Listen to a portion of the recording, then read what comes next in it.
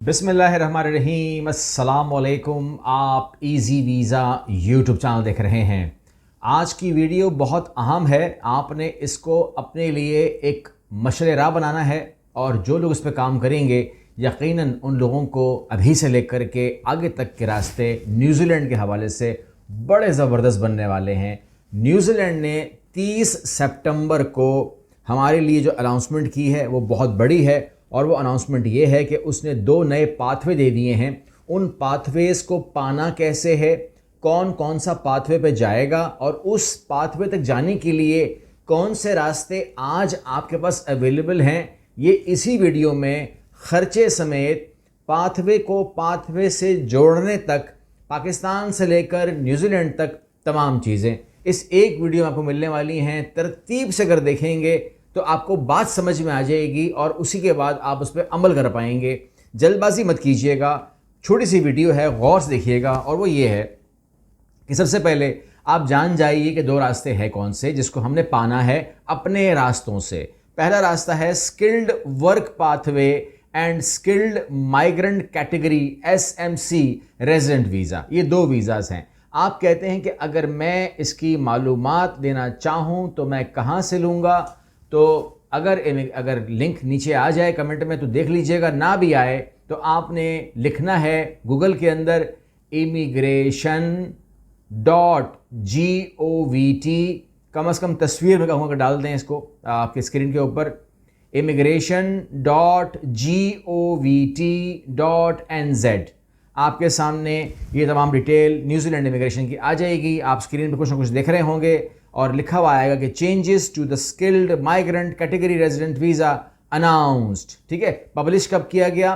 30 सितंबर को। लागू कब से होगा? तो भाईजान ये लागू हो रहा है अगस्त 2026 से।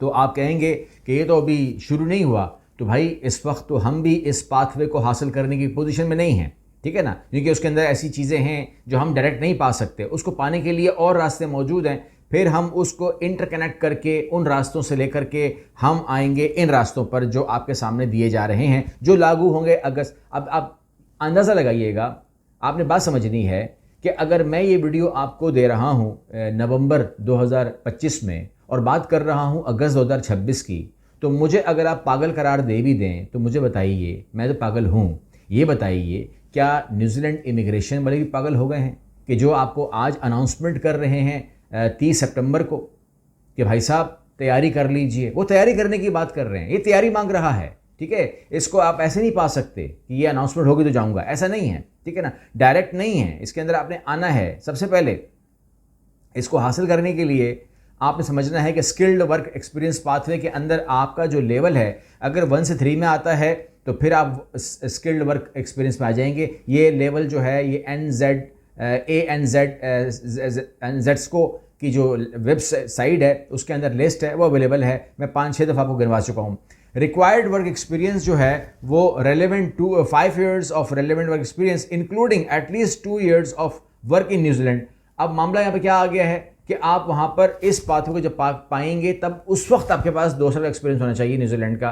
तो ये तो आप पाएंगे तो करेंगे ना। मतलब ये हुआ कि आज जो लोग इस पर काम वर्किंग शुरू करेंगे और मेरे दिए पाथवे पर काम करेंगे तो वो 2027 के अंदर जो है वो इमिग्रेशन अप्लाई कर पाएंगे न्यूजीलैंड के अंदर। पहले ये 3 साल के बाद अप्लाई करते थे, अभी कम हो गया वक्त। और उसके बाद जो है आपको रिलैक्सेशन दी जा रही है करंट SMC के अंदर भी। ये बहुत ख़ास है, ये बहुत अच्छा है। अच्छा, अब यहाँ पर आप लोग जाहिर सी बात है कि एज लिमिट पूछेंगे तो तकरीबन 55 साल तक की आपकी एज अगर है तो आप इसके बारे में प्लानिंग कर सकते हैं, ये भी दिमाग में रखिएगा। आगे हम बढ़ते हैं तो आप कहते हैं कि जी इसकी एप्लीकेशन में करना क्या होगा? Organize your employment record. ठीक है, ये वेबसाइट कह रही है, इमिग्रेशन जो न्यूजीलैंड की वो कह रही है। Maintain proof of your ears of work experience and salary history. तमाम चीज़ों को संभाल लीजिए, ठीक है। एम्प्लॉयमेंट रिकॉर्ड संभाल लीजिए, मेंटेन कीजिए अपने ईयर्स ऑफ वर्क एक्सपीरियंस को और सैलरी रिकॉर्ड को। और इसके अलावा वेरीफाई कीजिए कि आपकी ऑक्यूपेशन फॉल करती है स्किल्ड लेवल 1 के अंदर और 2 के अंदर और 3 के अंदर के नहीं करती। करती है तो बताएंगे, नहीं करती तो बताएंगे, यानी कि एक छोटी सी असेसमेंट जो है वो करनी पड़ेगी। Maintain salary record. Your earning should be at least median wage approx New Zealand $31 पर per hour as of 2025। ये छोटी बात है।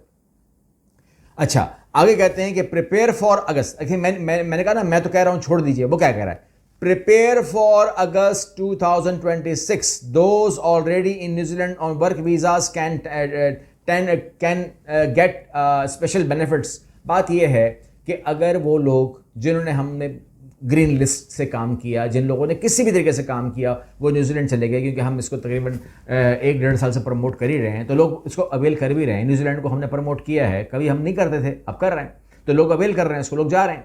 तो जो लोग चले गए हैं उनको तो आसानी हो गई ना। अगर वो 1 साल से भी रह रहे हैं तो उनको अगस्त 2026 के बाद फ़ौरन बाद कभी ना कभी मौका मिल ही जाएगा, और वो अर्ली स्टेज के ऊपर होंगे या पहली खेप में होंगे जो दाखिल होंगे इस प्रोग्राम के अंदर। तो आपने इस तरीके से काम करना है। अच्छा, समरी ऑफ बेनिफिट्स अगर हम पूछते हैं कि भाई हमें फ़ायदा क्या होगा, तो कहते हैं कि ये क्लियर और सिंपल रेजिडेंट ऑप्शन है फॉर स्किल्ड वर्कर काम करने वालों के लिए बड़ा आसान कर दिया गया है। फेयर रिकॉग्नाइजेशन है for practical skilled and work experience. अच्छा, यहाँ पर जो है ना, मैंने उनसे पूछा, मैंने कहा हुआ क्या है ये, आप हमें ये ऑफर कर ही क्यों रहे हैं। तो उन्होंने कुछ बातें जो हैं वो मुझे बताई हैं, वो मैं आपके साथ शेयर करना चाहता हूँ, उसके बाद मैं आगे बढ़ूँगा। वो खुद ही बता रहे हैं कि हमने बहुत तेज़ी के साथ स्किल्ड वर्कर खोए हैं। ठीक है, रीज़न कुछ भी हो, लेकिन बहुत तेज़ी के साथ हमने खोए हैं और अब हम उसकी रिकवरी करना चाहते हैं। और उसकी रिकवरी कैसे होगी? कहते हैं हमें समझ में आ गया है कि हम अगर उनको 4 साल का या 5 साल का वीज़ा दे रहे हैं, तब भी वो इमिग्रेशन या तो अप्लाई नहीं करते क्योंकि मुश्किल थी, और अगर इमिग्रेशन अप्लाई नहीं करते तो वो किसी ऐसे मुल्क चले जाते हैं, इशारा ऑस्ट्रेलिया की तरफ हो सकता है, कि जहां उनको इमिग्रेशन ऑफर हो जाती है, चले जाते हैं वो लोग। तो इसलिए हम इतने लोगों को इतना ट्रेन करें, इतना माहौल दें, सब कुछ करें, और वो लोग हमें छोड़ चले जाएं, तो फिर हम इसको किस तरह सर्वाइव करेंगे। बहरहाल उन्होंने कहा है कि अब हम उनको इमिग्रेशन दे देंगे ताकि वो टिक जाए हमारे पास हमेशा के लिए। ये उनकी ख्वाहिश है। स्किल्ड वर्कर की बात हो रही है।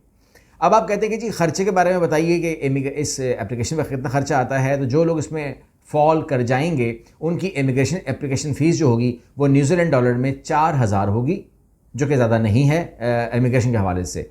और जो NZQA क्वालिफिकेशन असेसमेंट है, अगर उसकी ज़रूरत हुई तो डिपेंड ऑन द लेवल 750 से लेकर 1000 न्यूजीलैंड डॉलर तक होगी।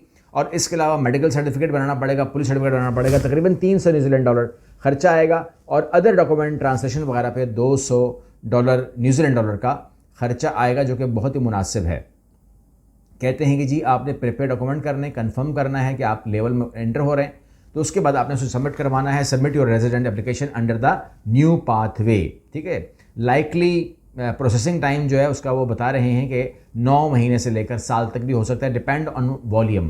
कहते हैं हमारे वॉल्यूम पर डिपेंड करेगा। अक्सर लोग मुझे भी कहते हैं ना, कहते हैं कि जी वो हमारी प्रोसेसिंग कितनी देर में हो जाएगी। तो एक्चुअली मैं हमेशा कहता हूँ कि it's depend on the volume. ठीक है ना, जब उनकी वॉल्यूम पे डिपेंड करता है, मेरे पे तो नहीं, मुझे नहीं पता कि उनके पास कितने केस पेंडिंग लगे हुए हैं, कितने लोगों को उन्होंने करना है, तो लिहाजा उनको करना है। अब सबसे ज़रूरी बात करने वाला हूँ कि आप लोग कहते हैं कि जी न्यूजीलैंड का एक्सपीरियंस तो मैं लेकर नहीं आऊँगा, ये फ़लाँ काम तो मैं नहीं करूँगा, मतलब बहुत सारी बातें हैं जो मैं नहीं करूँगा। मैंने वहाँ जाना है और कम से कम 4 साल का वीज़ा लेना है, उसके बाद मैं इसमें कन्वर्ट करूँगा, 2026 के बाद कन्वर्ट हो जाएगा। तो मेरे पास कितने ऑप्शन हैं जिनको मैं अवेल कर सकता हूँ, अभी ले सकता हूँ। तो उसमें सबसे पहले जो प्रोग्राम आप अवेल करेंगे पाकिस्तान से, जिसमें कोई शर्त नहीं है, वो है AEWV, जिसके बारे में मैं कम से कम 10 वीडियो बना चुका हूँ। आप देख सकते हैं, एक्रीडेटेड एम्प्लॉयर वर्क वीज़ा, ये करंट वर्क वीज़ा कहलाता है और ये अवेलेबल है, आप ले सकते हैं। दूसरा वीज़ा है ग्रीन लिस्ट रेजिडेंस पाथवे, इस पर हमारी वीडियो आ चुकी है, आप देख सकते हैं। Green list residence pathway for high demand professionals के लिए है, ये भी अवेलेबल है, आप देख सकते हैं। इसके अलावा स्ट्रेट टू रेजिडेंस वीज़ा है, if your job is in Tier 1 green list, तो आप स्ट्रेट टू रेजिडेंट वीज़ा, इस पर भी वीडियो आ चुकी है। और इसके अलावा work visa Tier 2, if your job in Tier 2 list 2 you can get 24 month visa, यानी कि 2 साल का वीज़ा जो है फिर भी ये आप लोगों को दे रहे हैं। और हमको कम से कम अगर 2 साल का भी वीज़ा मिल जाए तो हम अपना रास्ता निकाल सकते हैं। इसमें कुछ असेसमेंट दरकार है। मैंने कहा कि अपने टीयर कंफर्म कीजिए, अपने तमाम चीज़ें कंफर्म कीजिए और इमिग्रेशन की वेबसाइट पे जाइए और अपने डॉक्यूमेंट को गुजारिए, असेसमेंट से देखिए आप टियर 1 में आते हैं, 2 में आते हैं, 3 में आते हैं, कौन से लेवल में आते हैं और उनकी एक्रेडिटेड लिस्ट में आते हैं कि नहीं आते हैं, आपका ऑक्यूपेशन क्या है, अपने बारे में, तालीम के बारे में, एक्सपीरियंस के बारे में, तमाम चीज़ों के बारे में एहतियात के साथ अपनी असेसमेंट कर लीजिएगा। अगर आप समझते हैं कि उसमें आपको कोई प्रॉब्लम हो रही है तो आप हमारी हेल्प ले सकते हैं। और जिन लोगों के साथ मेरी फ़िज़िकल काउंसलिंग आने वाली है 1-to-1, माशाल्लाह लाहौर इज़ ऑलवेज़ सपोर्टिंग। लोग बहुत ज़्यादा करंट वाले होते हैं और मैं जब लाहौर कहता हूँ तो मेरा मतलब से लाहौर नहीं होता, आप जानते हैं कि फिर फैसलाबाद भी है, गुजरांवाला भी है, मुल्तान भी है, खारियाँ भी हैं, डस्का भी है, फिर रावलपिंडी से भी लोग आ जाते हैं, इस्लामाबाद से भी लोग आ जाते हैं, तो काफ़ी एक माहौल अच्छा बनता है, बड़ी खुशी होती है। तो प्रोग्राम में तो काफ़ी ज़्यादा आप लोगों की वो आ रही है, इनटेक आ रही हैं, बहुत लोगों ने इनरोल कर लिया है। उन तमाम लोगों को वेलकम है जी। आप लोगों से मिलने आ रहा हूं और जिनकी प्राइवेट काउंसलिंग है उनको हम पहले टाइम देंगे।